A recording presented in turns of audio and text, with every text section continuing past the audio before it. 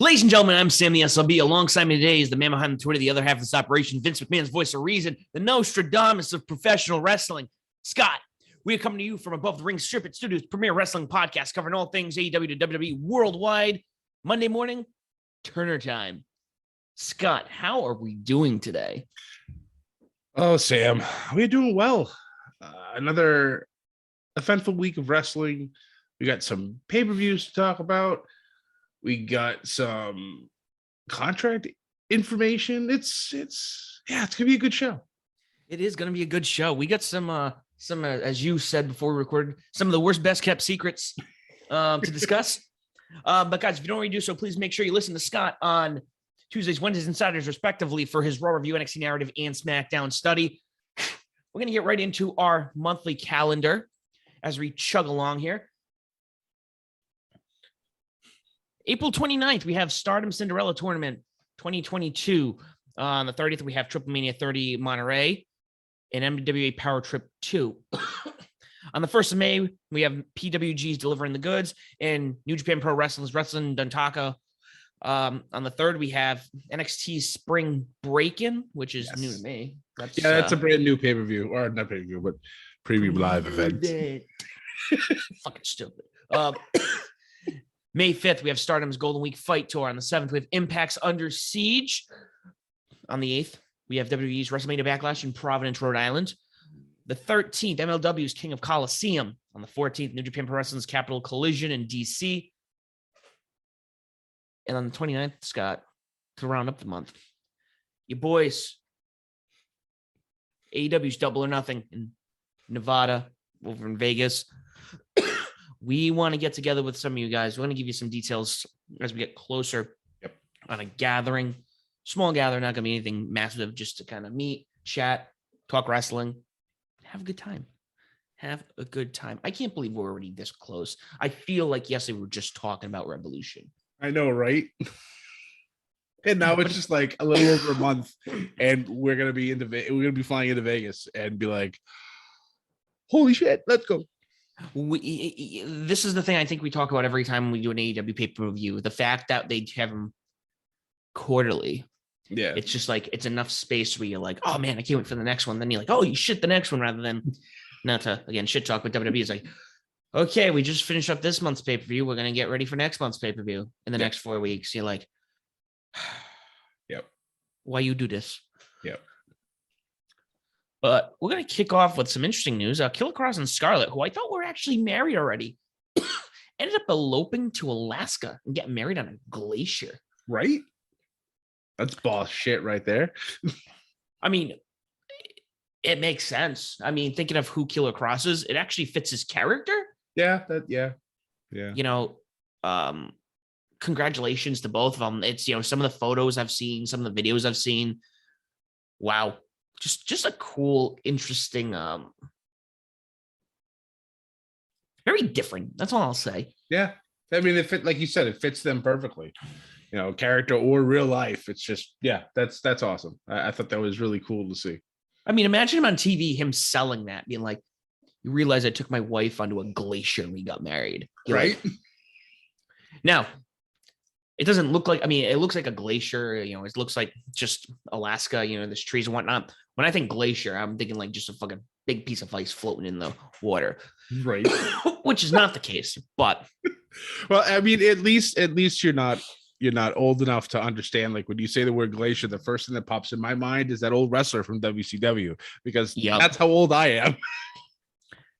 Yeah, they got married on glacier. That's kind of weird, huh? Right? I mean, at least he made it snow, Of course, I say that as Sam's trying to drink. So, whoops. Is it really whoops, though? Is it really whoops? That was good timing, my friend. Not trying to kill you, man.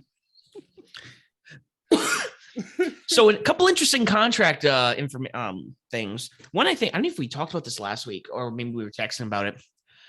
Kushida. Yes. His contract is lapsed, and he's leaving WWE, which is upset. Well, it's bittersweet, as we know, with people leaving WWE. Kushida, who he's not a nobody. He's a 7-time IWGP Junior Heavyweight Champion. Mm-hmm.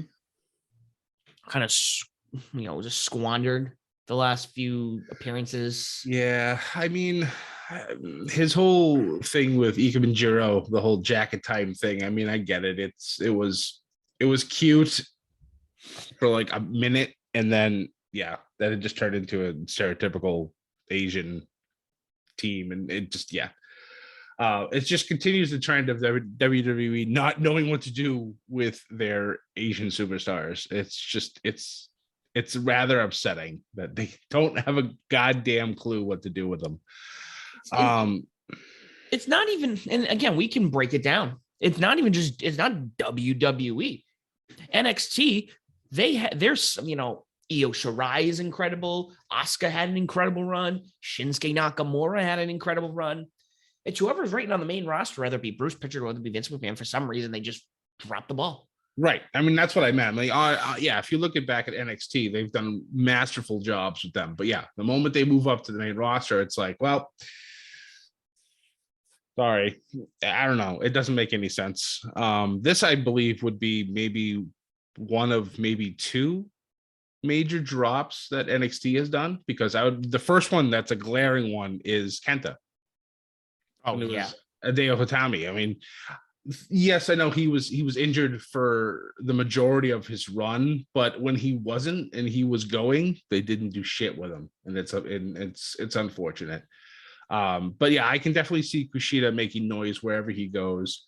He can go back to Japan and continue to just dominate, or he could show up at Impact. Everybody's like, "Oh, go to AEW." AEW is good enough people right now. They got too much as it is as well. So let's find places for this man to go and dominate. Agreed. But it sounds like, going off of that, New Japan's already expecting him to come back at some point.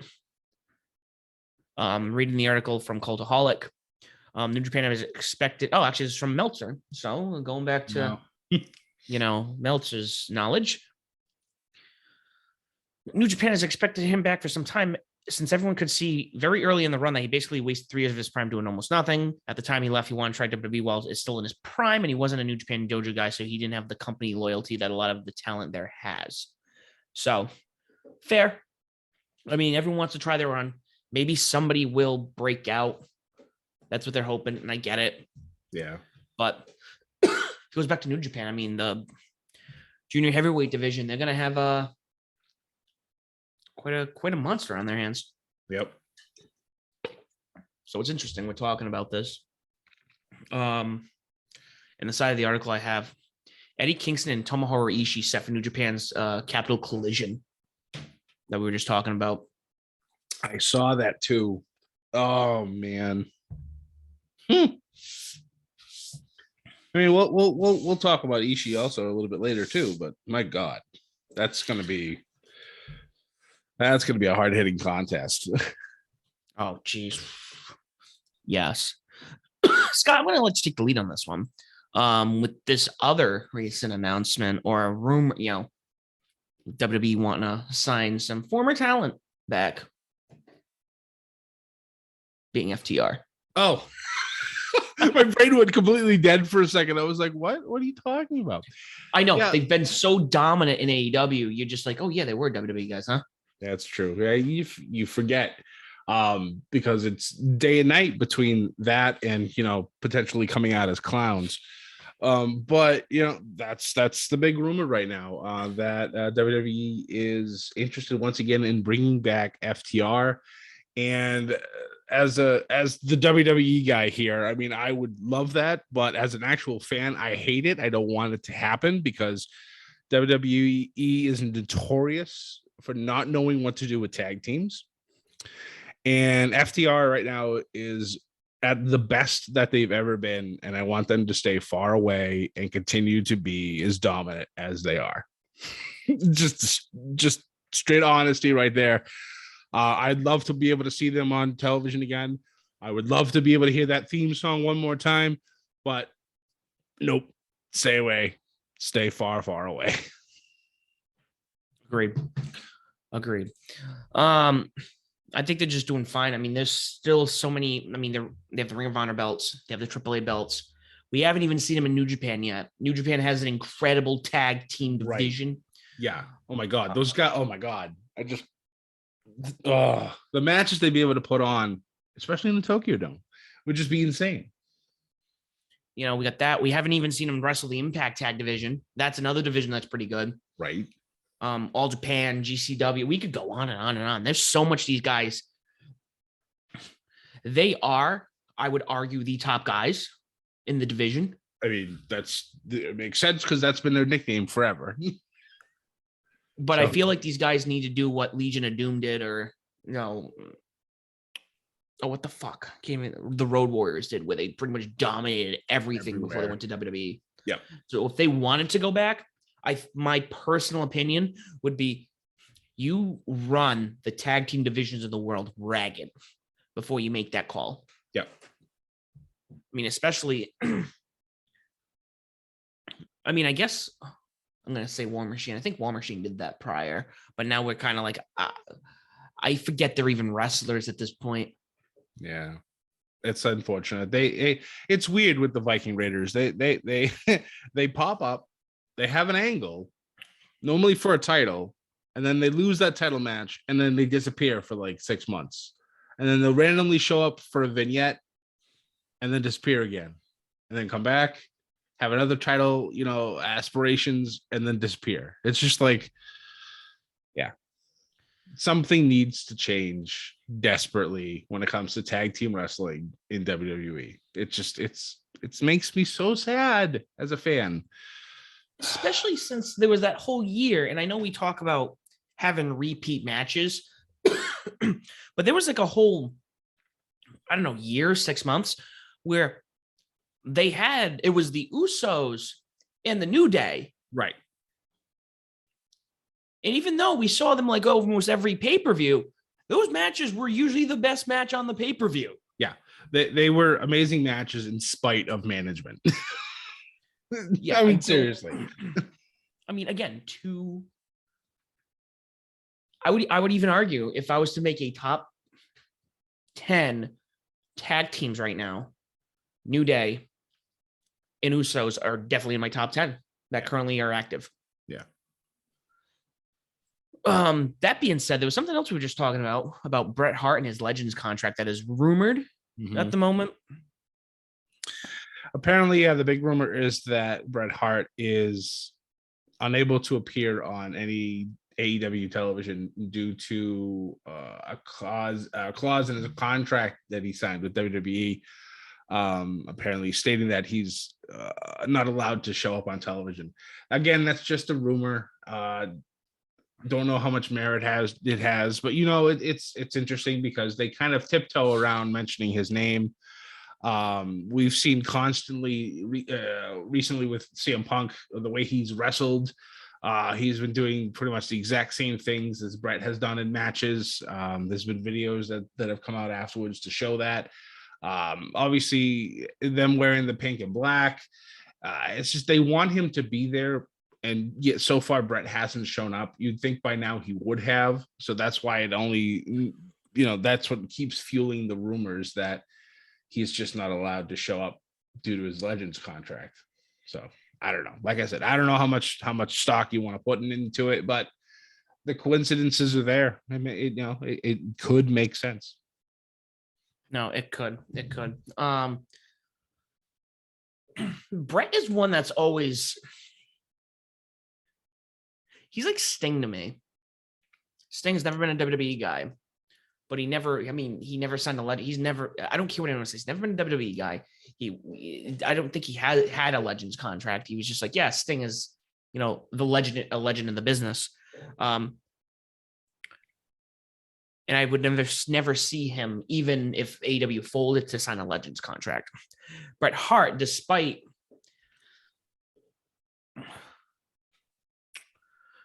making amends with the company, if I was him, there would be a bit of me that would be very sour with the constant reminder of the screw job and placement inside of storylines. True. I think that's something that's always bothered me. It's kind of like when they, would use Jeff Hardy's alcoholism as a story. Somebody's trying to get sober. It's like, oh, we're going to this is a good story. We're gonna pretend you're an alcoholic on TV, and it's like, dude, that's kind of personal. Yeah. Like, and I'm surprised Bret. Maybe the money. Maybe it's. I mean, he did leave WWE for WCW because the money was better, and maybe that's why. But I don't know. You would think he wouldn't, especially with the Owen Hart tournament going on right now.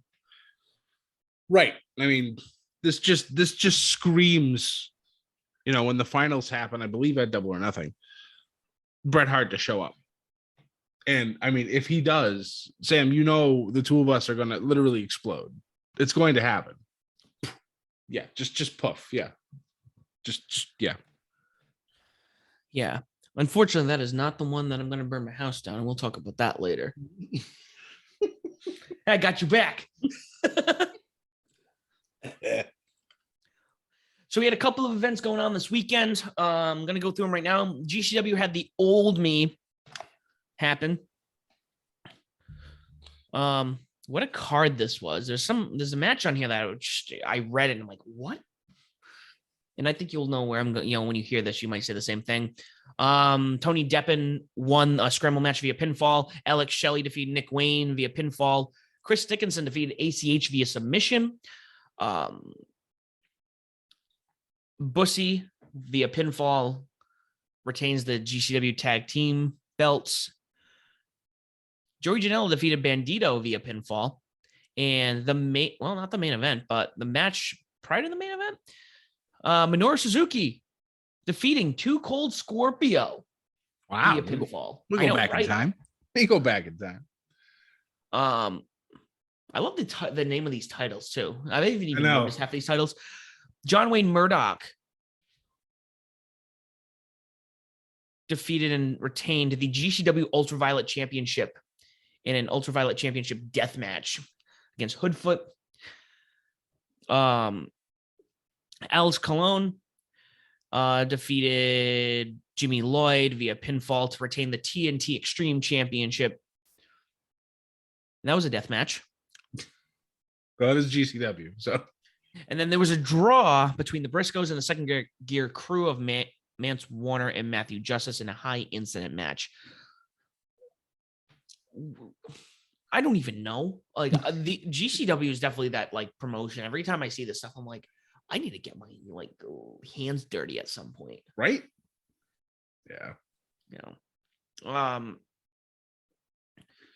So for Rebellion, if I'm not mistaken, I think the Ring of Honor title may have been on the line, or at least Jonathan Gresham was wrestling. And I think he got pulled because of his recent injury on Dynamite or Rampage. Oh, that's unfortunate. You see, yeah, on April 23rd, it was announced Gresham was removed from the match due to injury. So I'm going to go through this quickly. Pre-show, Eddie Edwards defeated Chris Bay, which was the match he was supposed to be in. The Influence defeated the Inspiration to retain the Impact Knockouts tag titles. Steve Macklin defeated Chris Sabin and Jay White via pinfall. Taya Valkyrie defeated Deonna Purrazzo to win the AAA Women's title. First match back. That's big. That's big. Ace Austin defeated Trey Miguel and Speedball Mike Bailey for the X Division title. Three-time. They need to have him hold that belt a lot longer. Ace Austin as a heel, like he's somebody who needs to just hold that title a little longer. Yep. Kind of like what he did. We know how good he is. We watched him in Chaotic Wrestling when we went down to that one show. He was great. He was great when we saw him. We even saw him in line too. Mm-hmm. Shake his hand. Yep. Should have gotten a photo with him. I know. Tomohiro Ishii defeated Jonah. That sounds like a banger, huh? Right? God. Violent by Design defeating, retain the Impact tag titles in the 8-man elimination challenge. Good. With the other tag teams being Heath and Rhino, Honor No More, the Good Brothers, Rick Swan and Willie Mack, Johnny Swinger and Zicky Dice, the major players of Brian Myers and Matt Cardona, and Jordan Grace and William W. Morrissey. I love how Jordan Grace, you just like you look at these like men's matches and it's like, oh, Jordan Grace, like, Yep. You know who she would be great against for like a title, not a woman's title, but like a title. Who? Davian. Ooh. Well, I mean, they've definitely fought before. They have. They have. Oh yes, definitely. I've what was it? One of the I believe it was either WWR or Beyond Wrestling. They fought one another in Worcester, and I was those two have a lot of history. So Davey needs to get signed by somebody. If you put her in Impact, you watch some bangers happen on a weekly basis. Mm-hmm. Yeah. Also, finally, rightfully so, after his screw job last year, Josh Alexander defeated Moose to become the world champion. Incredible. Yep. So glad. I thought how Moose took the title from him was perfect. Yeah. It was super heel move. Gave Moose his run, but Josh Alexander, he's got to be the face of Impact right now. Yep. There was also, I don't know if you saw this, a very cryptic video that appeared during Rebellion teasing someone's return, I'm assuming.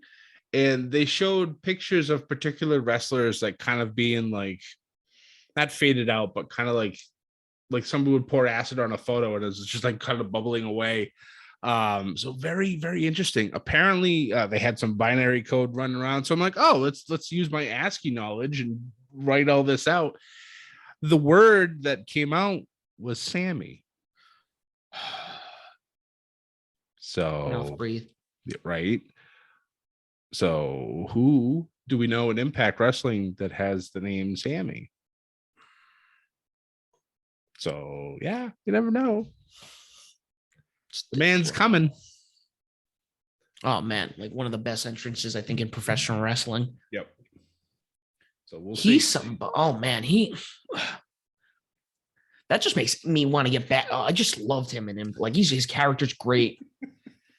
This is what I do, Sam. I hype up the Impact train for you. Yeah. I keep missing it though. Show up at the station too late. But last but not least, they announced June 19th, Slammiversary. The show will be held in Nashville, 20 years to the day of the first NWA TNA show. Nice. So, unfortunately, they won't have the normal massive WWE releases to hype up this year. So let's see what they come up with. I've been looking forward to those every single year, but this year it's just going to be a normal hype. So should be interesting. Yeah, and you know what? They do a great job with They did a great job with taking that talent in. They did. It's so good. Yep. So good. But we had quite a week in AEW. Yes. Let's just get right into it. Dustin Rhodes taking on CM Punk for very first time. You know, had this been WWE, this would have been a squash match between CM Punk and Goldust. Probably. This was a good match. I will say, like you said, this match felt like it ran a little longer than it should have. Yeah. Dustin looked a little slower, but I don't think it wasn't a bad match by any means. No, not at all. Apparently, somebody gave it a 4. Oh, I think it actually might have been Meltzer. He gave him a 4-star. And I'm like, maybe I was just having a bad night because to me that didn't look like a 4-star match. But again, she probably just had a bad day. I don't know. Yeah, like the match just seemed weird. It looked like Dustin got legitimately hurt like a few minutes in. But with that match, like I mentioned before with the whole Bret Hart thing, CM Punk did a lot of moves that Bret used to do. I don't know who's been putting them up on Twitter, but God bless you for doing this. Showing the differences between, or not differences, the similarities between the stuff that Punk was doing and the stuff that Bret Hart was doing in his match. And it's nice to see the homage continuing to happen. Yeah, no, it was cool. It was cool. I mean, the match was great. The homage was great. It's just cool to see stuff like this finally happen without being like, look, this is all. We just have to have this happen once. We've seen it. It's awesome. It's happened. We all have a good time and we move on. Right.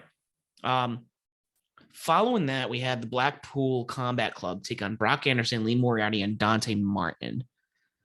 I might have missed this match even being booked when I was looking at the card.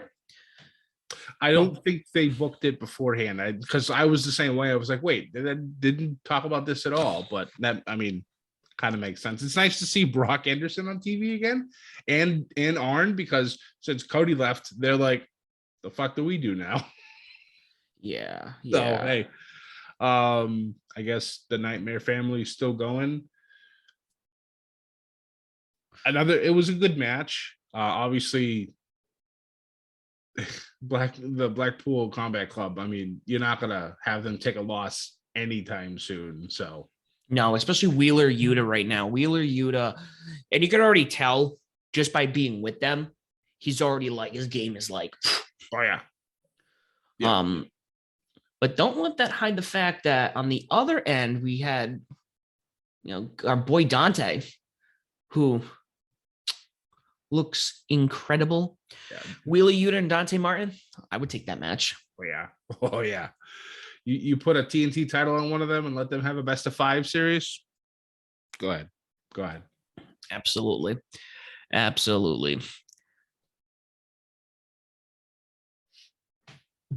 So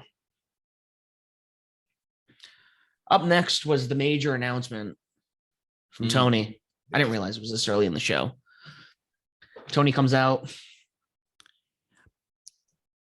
Again, I like to be skeptic. I like to avoid the rumors. CM Punk is the one where it's like, okay, well, you know what? Until I'm playing Doubting Thomas here, until he walks out of that building, I needed to, I was not going to believe CM Punk was signing. Right. We all heard the rumors, but the moment Tony Kahn said, here's the president of New Japan Pro Wrestling, I think that was it. Everyone knew. Yep. And of course, we get Adam Cole to interrupt both of them, announcing on June 26th, AEW, New Japan, Chicago, Forbidden Door. Yep.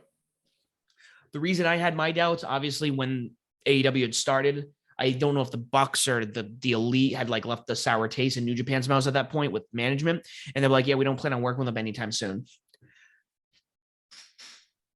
But here we are. Yep. This is equivalent. This is big. Yeah. And I know Impact did a thing with New Japan for a while, but AEW is miles above right now with where they lay in the world of the TV spotlight, if you will. Right. This is huge for AEW. This is huge for New Japan because New Japan's been trying to break into the US market for a while. Yep. And of course, with Adam Cole making the announcement, he had his buddy, Jay White. Switchblade returns. This is all.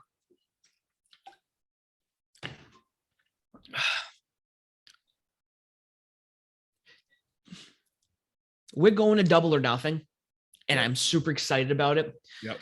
But as of this moment, Forbidden Door has now become probably the most anticipated show of the year now.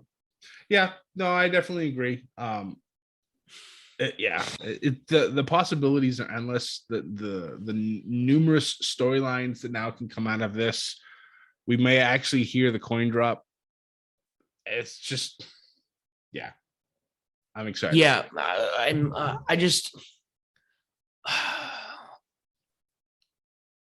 who's gonna show up?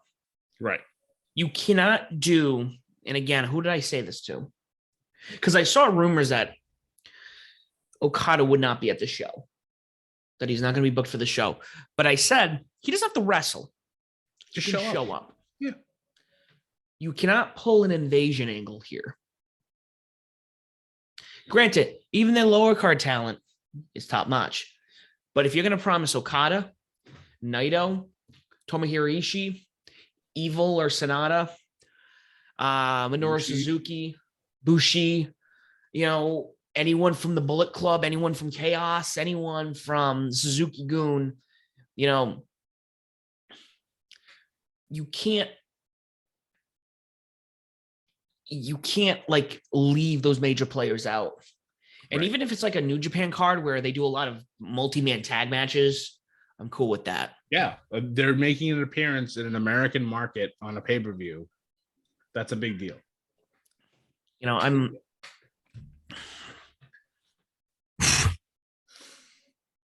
This to me, I have a feeling this is not going to be the first and only show.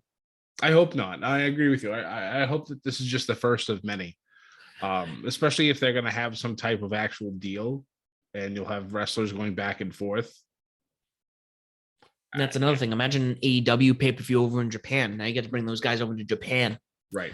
Because that's a market that they're about to break into. I mean, they just signed with New Japan World to get AEW on TV over there. I did not know that. That's awesome. Did we not talk about that? No. Did we miss that one? Yeah. Dynamite and Rampage will air on New Japan World. Where is it? Let me find the article. I will while we're talking about it. No, that's a huge thing.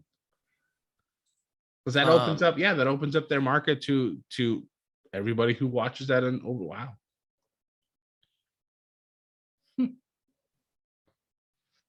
Where is it?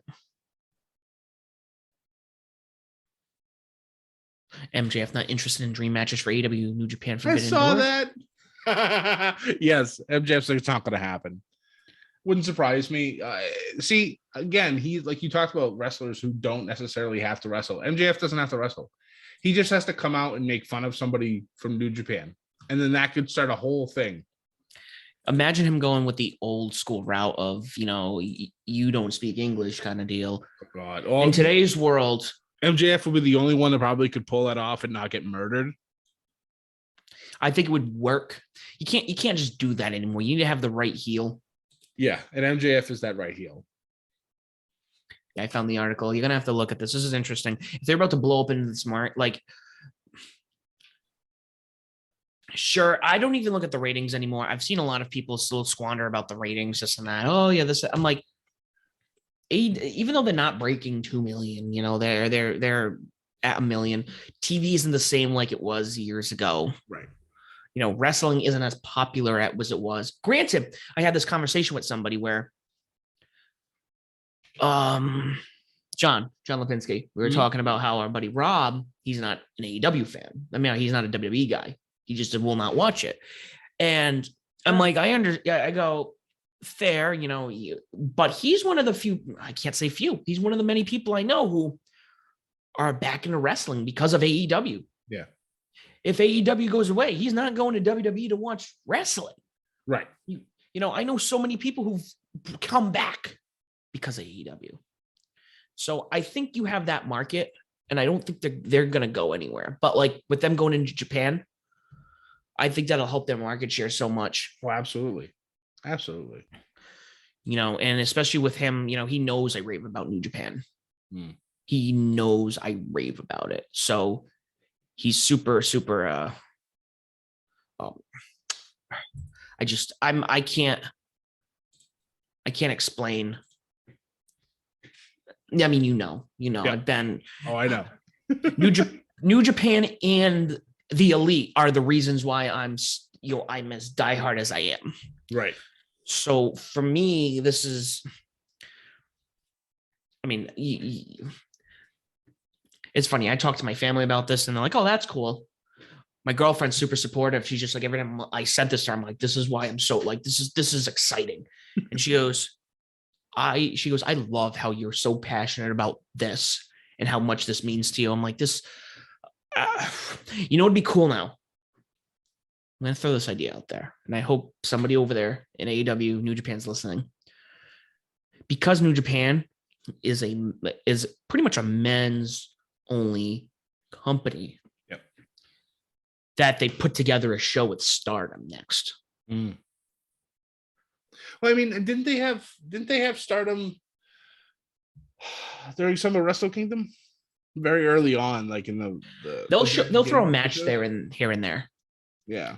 They'll throw a match, but I know Stardom, like they have their own events. Like they're a Right. pretty big deal over there. Yeah. So if we imagine the EW wrestlers, and I bet you half of them have already wrestled over in Stardom. Yeah. Oh, I'm sorry. I thought you were talking about New Japan and Stardom. No, AEW and Stardom. Oh, that, yes. Yeah, that's what I'm talking about. Yes. Imagine Britt Baker, Nyla Rose, I think obviously Sheeter's probably wrestled over there. I'm not too familiar with what Stardom has done and who their talent has been, but just think about that. Now you can, really incorporate the women. I've been saying since they did that women's show, the women should almost get their own show at this point. Right. I'll give them even an hour. An hour would be plentiful. Yeah. You could throw on 3, 4, 5 matches and have some storyline to go with it. It's definitely possible. And people would watch. Yeah. Just the fact that Jay White's been around, we've had, Minoru Suzuki's been wrestling over here. This is more real than. And again, like when I came back from the Boston show in AEW, I ran into somebody that Rob and we met at a concert in Baltimore years ago. Who we bonded over that band, the band that we saw, but he got back into he was another guy who got back into wrestling because of AEW. And we were talking like, now he goes to the local shows again. And now he's familiar with New Japan. And, we just, there's all this other stuff, it's kind of like being in the music scene or like he's a comedian, being in that kind of scene and being able to be like, okay, yeah, you got the people up here and that's cool. And that's great. But there's still so much going on. You got Beyond, you got Chaotic, you got, Top Row, you got all, it's never ending. We could talk about this forever, Scott. Yeah, that's very true. But this is like next to WWE, this is probably the most important forbidden door to officially be opened. Right. No, yeah, definitely. I mean, the first 2 January 4th shows at the Tokyo Dome back in 91, 92, 93 were New Japan WCW super shows. Yep. We might get AEW matches at the Tokyo Dome. Think about that. Yep. That being said, we have what is probably the only official match that we have lined up for Double or Nothing. Or at least half of it. Wardlow taking on the Butcher. Solid Haas match as you'd expect. Oh, yes. The degrading nature of MJF and Sean Spears on Wardlow, it's good booking. It's like there were definitely days you just like the way he's getting degraded. He had to get handcuffed all the way to the ring. Right. No music. Just literally walk down. The moment he gets to the ring, they uncuff him.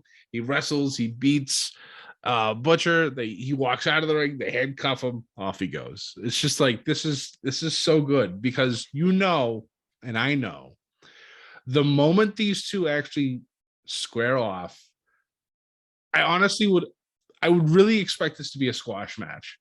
Like a 5-10 minute squash match, just Wardlow just beating the piss out of MJF, and I'd be happier than it's going to be so much fun to watch. And then you strap that rocket on Wardlow's back, and off he goes. Give him that AEW contract and have him challenge for the title. Yeah, man. We have an interesting summer coming up after Double or Nothing. Like this summer is going to be wild for AEW. Yeah. Which I'm going to talk about actually. Interestingly enough, I was reading some updates on Kenny. Somebody had asked, and again, you and I were already on board with he's not 2023. Kenny comes back. Yeah, I'm set on that. Yeah. If he shows up at All Out, I will be shocked. Full Gear makes maybe a little more sense. Yeah. Winter is coming. Okay, we're end of the year anyways. But I was reading he just had his surgery on his hernia and I think something on his knee, I think, which both were like 10-week recoveries. Oh, wow. So I don't see him again. People were like, oh, maybe we'll see him at Double or Nothing. I don't think we're going to see him. Again, let him rest. Knowing the shit that Kenny was going through during that last match, take your year off. Right? Take your fucking year off. You put on a banger in that much pain. I don't think Quadless Vince could do that. Right. And it's funny that you mentioned that, because during Dynamite, there was a conversation, I believe it was Dynamite, with Adam Cole, Red Dragon, and the Bucks, talking about how Adam Cole created the Undisputed Elite. And I'm just like, oh, there's another seed planted, because he mentioned that, Bucks, what happened? All of your friends are gone. And I'm just like, I'm telling you, we're going to get eventually Adam Cole versus Kenny Omega. And then we're going to get the Elite versus the Undisputed Era. I don't care. I'm going to call them that because that's what they are. It's going to happen at some point. Holy shit. This is that long-term booking we always talk about. Yes. And it works because Kenny cannot wrestle right now. Correct. That's like and Adam's doing it in such a way where he's not degrading Kenny. He's just taking over. It's a hostile takeover without it being super hostile. But once Kenny comes back, the Bucks are going to be like, I don't know who we're going to be with. We're going to be with Kenny, who we helped start this company with, who we've been friends with forever, or Adam, who's been treating us well since, recovering and taking over the whole thing. Like, what's going to happen? That's the storylines. I love how they're just kind of percolating now, and they're just simmering, just seeing what's going to happen. And 6 months from now, this could be a completely different. 8 months from now, 12, a whole year from now, this could be a very interesting thing. So we'll see. And then throwing on another layer with Jay White coming in, you are going to have the current, because to me, obviously Okada is the face of New Japan. Okada is New Japan right now, but the leader of the Bullet Club is always going to be, he doesn't have to have a title. He's always the number 2. He is the face of the opposition. Right. So now Kenny is also going to have to take out Jay White. Yep. The leader of the Bullet Club. Right. And on top of all that, keep in mind, the Gorillas of Destiny, they've been kicked out of the Bullet Club, but they also are talking shit with the new, with the Bucks. The Bucks. So if the Bucks don't want to go back to Kenny could easily pull in some other people. Yeah. Insert the Gorillas of Destiny. That, or, I've heard rumors about the Good Brothers, their contracts over in Impact, starting to get towards the, end of that tenure. I believe it's during the summer. So they could come back, but they'd probably join Jay White, who would be with Adam Cole. Oh my God. See, here we go. This is what we do. We start pulling people in. Now, and I want to bring a hypothetical in now. I want to bring in a hypothetical.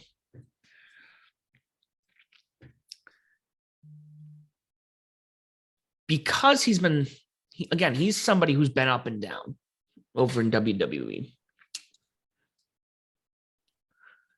Imagine Finn Balor leaves or gets released.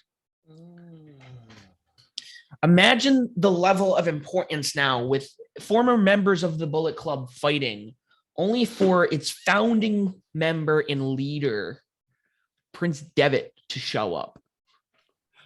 Oh my God. It would be a bullet storm. I could see this happening and just have his New Japan music hit and the crowd stunned and not know what to do, and then he walks out the gate and the place explodes and you see everybody fighting in the ring and they're just completely shocked that oh my God. Now I can see all this happening and it sounds incredible. And I throw his name in the hat because I'm sitting there and again, when he got signed, he was a big deal. And then he went to the main roster. He got injured after the Universal title match against Seth Rollins. And he's just kind of been up and down ever since. Then he went to NXT and he was like, again, on top of the card. And then he went back. And it was like, they didn't do anything with him. In the midst of all this, I would obviously love to see AJ Styles get involved, but he is so set in WWE right now. He's where he should be. Yes. I do not see, he's a WWE guy for the rest of his career. Yeah. I think he's already said that his last contract that he signs will be with them. And then after that, it's retirement and he's good to go. So there's so much at play here. There's so much at play. There's so much going on. And again, now with the forbidden door officially open, we're not talking about now we're bringing in members of Chaos, members of Suzuki-gun. Will Ospreay's the Empire. Keep in mind, Will Ospreay wrestled Jon Moxley recently. Expect him to show up. Oh my God. We could stop talking about AEW and just talk New Japan and all the hypotheticals right now. I'm like, this is quickly turning into a hot takes video. I'm so letting it soak in. Right. Because now keep it in mind, we got a month between Double or Nothing in this. Right. And that means we got 2 months till this as of now. Yep. It's getting hot in here, Scott. Right. That being said, following that, actually, we did have an Owen Hart qualifier match. Jungle Boy taking on Kyle O'Reilly. We did. Where Kyle O'Reilly got the win here. I was a bit surprised. I mean, yeah, I honestly expected Jungle Boy to be in this tournament, but I don't know if maybe they'll find a way to have, I don't know, all the losers of their qualifying match have some like last chance match or something. But I feel like having Jungle Boy not in this tournament, it kind of sucks. Not gonna lie. It does. But also, again, we're going to talk long-term story booking here. I look at Revolution, where Christian was a little aggressive with Jungle Boy and handling things. Okay. All right. I know where you're going with this. Even with him, I don't know if he knows at the end of this match, he didn't look concerned. He looked disappointed. Yeah. Okay. He looked all right. disappointed. I was going to bring this up, but I'm glad that you did first. Okay. All right. We're on the same wavelength. I know where you're going. Okay. So I wouldn't be surprised, maybe not Double or Nothing, because I don't see this being a storyline that you have time to get together between now and then. You got 4 weeks. Yeah. I mean, for AEW, that's a lot. You also have to remember there's Dark and there's Elevation that they could kind of sprinkle things in as well. And of course, we'll miss that, but they'll probably talk about it during the show. I mean, there's definitely a possibility he could cause them to lose the tag titles at Double or Nothing. Yes, I was thinking that and then you set the. Now think about it. Now, for one reason or another, maybe I don't see him going after Luchasaurus. Luchasaurus is, I think, him and Jungle Boy is the match we need. Yes. Yeah. That's the match where you can definitely get the rub off of Christian. But yeah, I think so. I like that we're both on the same page about this. It wouldn't surprise me, depending on whoever the tag team will be, the challenges, Jurassic Express, but we see it. And yeah, that should be a lot of fun. It should be. But let's talk about the next bit. Well, Hook went in there, first AEW Dynamite match, got a victory over Anthony Henry. And of course, Danhausen comes out and challenges Hook to a match, which Hook just walks away, doesn't say anything. Now, we've already had this discussion, you and I. I want this match with the timing in the announcement. This is probably going to be on the Double or Nothing card. Yep. We're going to see Danhausen in his first match in AEW. Yep. And I'm here for it. I know. Especially against Hook. So keep in mind, the way they've built up Hook,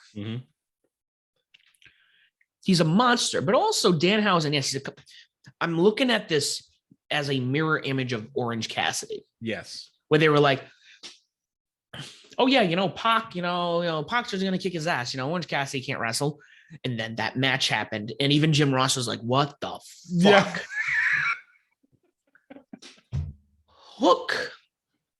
And again, I haven't watched a lot of Danhausen, but I'm convinced Danhausen's going to go out there and put on a banger. Yep.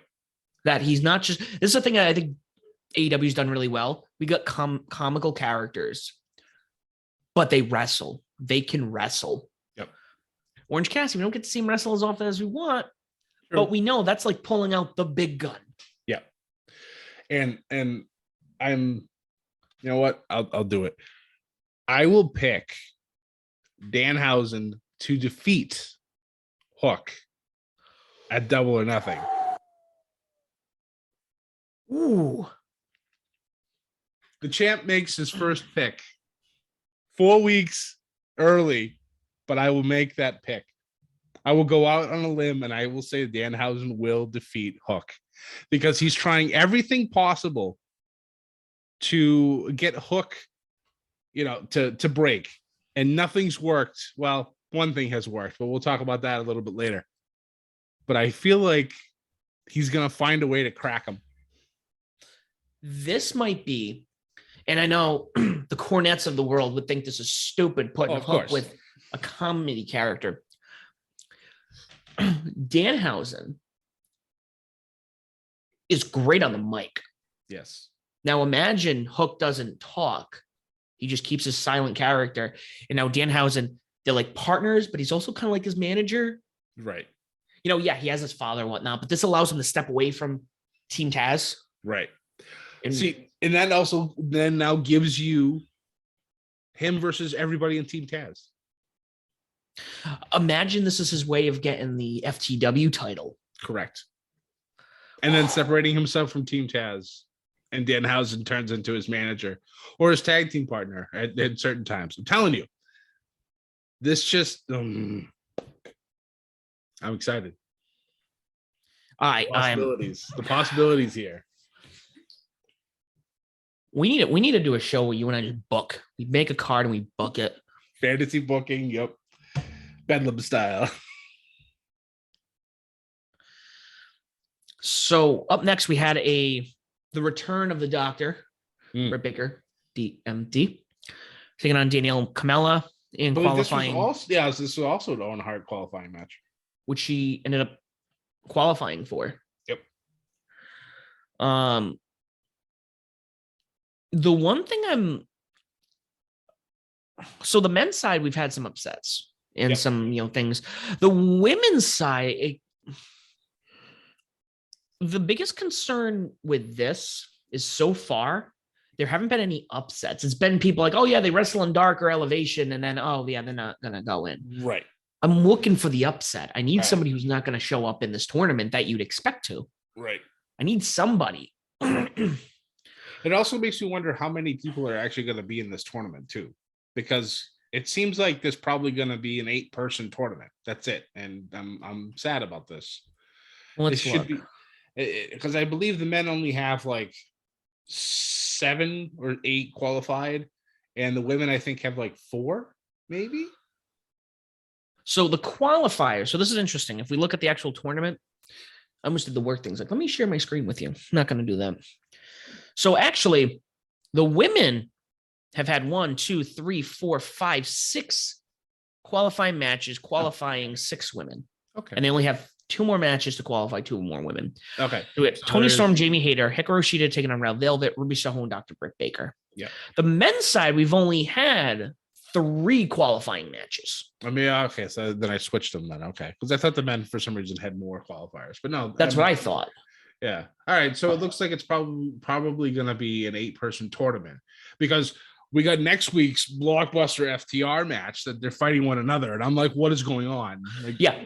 So this is the thing. So we've had Max Caster lose to Samoa Joe, Kyle O'Reilly defeat Jungle Boy. So Samoa Joe and Kyle O'Reilly. Adam Cole is wrestling the winner of Dax and Cash. Oh my God. It needs to be. I'm sorry. I love Cash, but Dax needs to win this match. Yeah. And keep in mind, we still have 4 more qualifying matches to do here. True. The quarterfinals, which are 4 matches. The semifinals, all before May 29th. Right. The women, I see it happen in a timely manner at this point. Yeah. The men, I'm kind of like, how are we going to do this? Yeah. Because, you only have 3 people in, 4th one next week, and then they have 4 more qualifiers. Then, like you said, oh, geez, yeah. Like, what is this week's card looking like? Do we have that? Some of it. I know Wardlow's taking on Lance Archer. That should be another ridiculous banger. The qualifying match for FTR. Trying to think what else. Shida versus Serena in a Philly street fight. correct. Yep. They're finally ending that feud after God knows how many months that thing's been going on. The ladder match for the TNT title. Correct. Yeah, that ladder match obviously has turned into AEW's like premier match because we see them all the time now. But it's fine because they're always ridiculously good. Yeah, no, they are. They are. Undisputed Elite taking on Dante Montana, Varsity Blondes, Brock Anderson, and Lee Johnson. Owen Hart qualifier, Philly street fight. So yeah, we got one. We don't even have a women's match for that. What's Rampage? Oh, they probably won't announce Rampage till. So you get very little time. And actually, now I think about the women, they only do like 1 match. Yeah. I'm curious how they're going to get this all done by the 29th. Yeah. I mean, they'll find a way. They might just have a whole show that's devoted to Owen Hart qualifiers or semifinals or quarterfinals. And they do have 12 shows left between Dynamite and Rampage. Yeah, they got plenty of time then. Okay, yeah. That'd be 1, 2, 3, 4, 5, 6, 7, 8, 9, 10, 11, 12, 13. So the men's ones are going to be difficult. 13, 14, 15. The men's going to be difficult because you have 15 matches before then. True. So that being said, the main event. Actually, the main event. Coffin match. Again, another match we talk about that's become a signature. What is this? Darby Allin's like 3rd or 4th coffin match? That's been that many? He's done with undefeated in them, I believe. Let's see. Darby Allin coffin match. Because I remember him doing one with Ethan Page. I swear he's done one on pay-per-view. Yeah. Because there was the one where he did the coffin drop through the coffin. That was the one with Ethan. That was with Ethan. Okay. Yeah, that's true. But in this match, can we talk about how Sting doesn't age and this man's just utterly ridiculous? Interestingly enough, we got Jeff Hardy, who's younger than Sting, who we look at, we're like, Jeff, stop what you're doing. You're going to kill yourself. And Sting, anytime he takes a bump, he gets it. He knows how to do it and not like kill himself. But the thing of it is that Sting never really, if I'm thinking correctly, he never did the amount of the amount of bumps that Jeff Hardy has. Like Jeff's been throwing himself off of shit for 30 years. I think Sting's only been doing it for the last 2. So he's got that extra cushion. But again, Sting is somebody, and I don't know, have we seen Sting and Dustin? Like both men who are in their 50s and 60s. And yes, we talked about how Dustin looked a little slow at the beginning of this, but they don't look old. You know how some people, they look old? Yeah. I'm pretty sure that they've wrestled one another in WCW. But in AEW, I don't know. It's just, they're both faces. It's kind of, I don't know. It'd be interesting. That's when I would want to see by the time both of them step away from the ring. I'd enjoy it. I'd give it another go. But we'll see. Who knows? Yeah. So this week's was, again, it was a good episode of Dynamite. Nothing really came out of the, and they may have had a promo about Jay Lethal, Samoa Joe. I think they did. I think so. really- Yeah, it was just a vignette. No, not a vignette, just a little video. But I think they might be pushing that away from the television and let that go back to the ROH stuff. Yeah. And then the other thing that happened, I don't know if it was here or on Rampage, I'll bring it up now, was the interview with Scorpio Sky with Frankie Kazarian. And he looked at, Scorpio looked at Frankie and he goes, I need this, but I promise you, you will be, the first contender. Yeah. So now we're planting that seed. Yes. I want my SCU.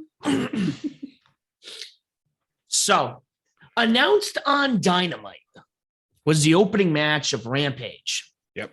Adam Cole taking on Tomohiro Ishii in an Owen Hart Cup qualifier. Yep. I saw something online, and I've said this for a long time, and I agree with the statement. Dave Meltzer at one point, I think 10 years ago, said Tomohiro Ishii is the most underrated wrestler in the industry. This man is like a 5-time never open weight champion. He's a little older. I think he might be even older than like the John Cena's of the world. I think he was like mid-70s born, like mid-40s right now. But he's great. He looks incredible. The fact of the way he just ate like some Adam Cole stuff and he just fire back. It's just, it was real fun to watch. I'm sad that we didn't get to see either entrances, but that's Rampage. That's what they do. They just jump right into matches. So yeah, it's a taping thing. I understand. It's Yeah. Friday. You got an hour. yeah, But, and this is what's great about this match. Not only does it acknowledge, when talking about the forbidden door, but it starts to solidify some of the stuff we just talked about. Yep. Jay White came out and assisted Adam Cole for the win. mm-hmm. Adam Cole's in the tournament. Jay White's involved now. Yep. Now, keep in mind here, and we said this, Jay White is the leader of the Bullet Club. Yep. And that means at some point or another, we will be seeing other members come over. Now, keep in mind, and I will say this, he also made the comment about headlining Madison Square Garden. Yes. And he was the reason why they did so well. We've seen members of Chaos come in to AEW. But again, we haven't seen the leader of Chaos. Right. That being, I was gonna say, isn't Ishii part of Chaos?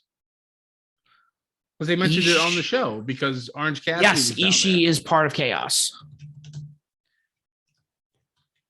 because Orange Cassidy was down there with him. So I was just like, oh, okay. So they are dropping, Chaos here. And I think Excalibur even mentioned it on air too. So Yep. So Chuck Taylor, Hiroki Goto, Okada, Chris Statlander, Mikey Nichols, Orange Cassidy, Robbie Eagles, Rocky Romero, Sue, Tomohiro Ishii, Trent Beretta, Toriano, Wheeler Yuta, Yo, and Yoshihashi. Which is interesting because Wheeler Yuta left right. the Best Friends now with the Blackpool. So I wonder how that's going to play out. Imagine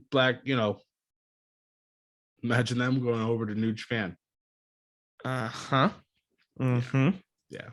If we don't have a 6-man tag at Forbidden Door with the Blackpool, oh man, taking on somebody, some group, some trio from New Japan. I'm very upset. Very upset. Oh, now you got I can't do this again. I can't do this again, Scott. Speaking of which, I want to talk about. I sent you a video this week quickly. We talk about, before we get away from the New Japan stuff. I sent you a video of what was Minoru Suzuki in a cage over in New Japan. Yeah. And some people were like, what are they supposed to be? DD Pro? This isn't funny, this and that. But when you read the caption, all you had to see was the name Toriano. And again, everyone who saw Toriano was like, yep, that's all I needed to know. Yep. Probably the resident comedy wrestler of New Japan, but he's brilliant and he does his job well. Yep. And I always look forward to him. But I just figured that I had to share that with you this week where I was just like, look at Minoru Suzuki in a cage. This looks kind of ridiculous. But when you see Toriano's involved, you don't need context. Nope.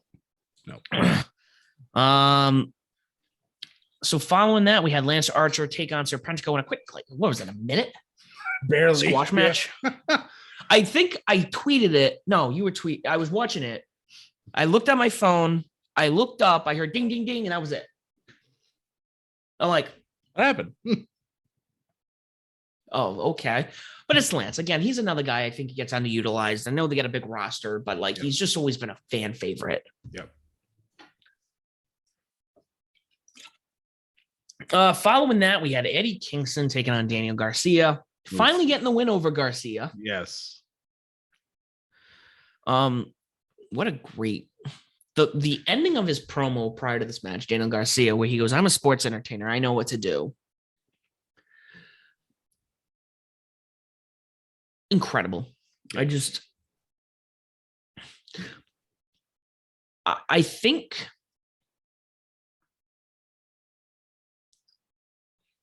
Jungle Boy with Christian, Wheeler Yuta with Danielson, or with the Black, I mean, pretty much, all WWE guys. Daniel Garcia with Jericho, Ricky and Hobbs with Taz. Not that Ricky really needed it. You're getting to put these guys with people who have eaten at the table, per se. Yeah. And I think it benefits. Like Daniel Garcia, again, I will always go back to Kevin Owens, where I liked Kevin Owens. He was good on the mic, but like for some reason, him working with Jericho going into Mania 33, it just elevated him to a status where he's going to be in the Hall of Fame. Yeah. So I think this is, Daniel Garcia is better because of it. We're getting to see a lot of Eddie Kingston, and Eddie Kingston, he's starting to, he's never been bad. Right. I'm curious to see where this goes now. I think we might see Jericho and Eddie Kingston at Double or Nothing too. Will this be their second bout? No, I think Jericho will find a way to have Kingston have to go through the entire society before he gets to him. Yeah, but this would be their second match because their first was at Revolution. True. But he's still looking for more beaten. At least that's Eddie's saying. So it wouldn't surprise me. Maybe I'm sure they'll probably put some stipulations on it as well because it's a sports entertainment match. They got to do something special. Oh, man. A month away, Scott. I know. We had some interviews. Obviously, we had, the JAS interview. We had Tony Schiavone interviewing Jamie Hayter, Tony Storm, and Dr. Bret Baker. Then Keith Lee and Swerve. I like how these two have gotten paired up. Yes. These two need, oh man, imagine if we get, this is the unofficial reformation of like Hit Row almost. It's true. You get Keith Lee now involved in Swerve. And again, both great on the mic, both great in the ring. I mean, there's a tag team right there. There's a tag team champion right there. Like those two. And then the eventual turn and a feud between those two. You mean the Swerve? Yeah, no, not enough of those two. It was, again, this was short rampage as always. Good rampage. The main event, Jade Cargill taking on Marina Shafir. I did not expect this. I was actually expecting Marina to take the belt off of Jade. Really? Okay. Yes. I mean, this was easily Jade's best match of her career. Easily. I like what they're doing with the baddie section. I still need to understand why Red Velvet and Kiera Hogan are her BFFs now, because last year blood feud between Jade and Red Velvet. I think this is one of the rare instances where AEW has not explained why this has happened. So I'd like some clarity on it. Whether we get it or not, I don't know. Normally they've been really good about it. But if this is just, well, now we're best friends. Okay, cool, I guess. But I'd like some context as to why. Is this a you can't beat them, join them type of situation? Or is there something financial going on? Or I don't know. You know what? Something tells me at least Red Velvet. Something tells me Red Velvet. She's definitely, I think she's playing dirty to get to Jade. Okay. Red Long-term, I Velvet. like it. Red Velvet. Now I think about it, Red Velvet may be the reason Jade loses that title, and to Red Velvet. Red Velvet is like, to me, is she's always been like on the cusp of like up there. Like I always look like every time Red Velvet comes out, she gets a mad response. Yep. Everyone, it's just everyone's super excited when she comes out. She gets utilized just enough, but you want more, and you like. And she's doing a phenomenal job as a heel right now. And it's just like, what can't this girl do? Like, yeah. Yeah, and I think more so with the TBS title, because the TNT title has been getting thrown around a lot. The TBS title, and I know only Jade's had it, and even the women's title, it really feels like, and I will compare it, the Intercontinental title back in the day. Yeah, back when it was utilized and, there was the working person's champion and they were the next in line to challenge for the heavyweight title, or in this case, the women's title. I firmly believe if they're going to actually do it like that, then Jade is the perfect opponent for whoever's the champion down the road once Jade loses this title. Agree. I'm gonna call it Red Velvet, whether she loses it at Double or Nothing or maybe down the road on TV. I think, I don't know if they'll inflate numbers like they did with Goldberg, but I think with Jade, she'll lose it when she's 49-0.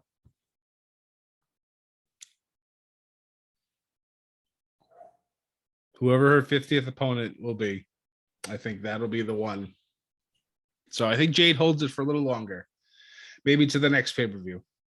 Or, no, probably not. I would say maybe the Forbidden Door, but I don't think they're going to have any Joshi wrestlers coming over. Not yet. Not yet. Make Stardom and AEW happen, guys. Right. Great week of wrestling. We're going into another week. It's not stagnant, but we're going into the spring. We got less than a month, folks. Double or Nothing. The climb begins.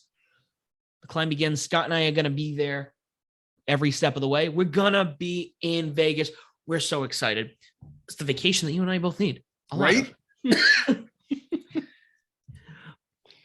But guys, thank you so much for listening. If you don't already do so, please follow us on Twitter at Above the Ring. You can find us on Facebook, Instagram, and YouTube at Above the Ring. You can find Ship It Studios, our partnership, on all social media platforms. We are on all social media platforms. We are on all streaming platforms. If there's one that you cannot find us on, please let us know. We will put ourselves on there.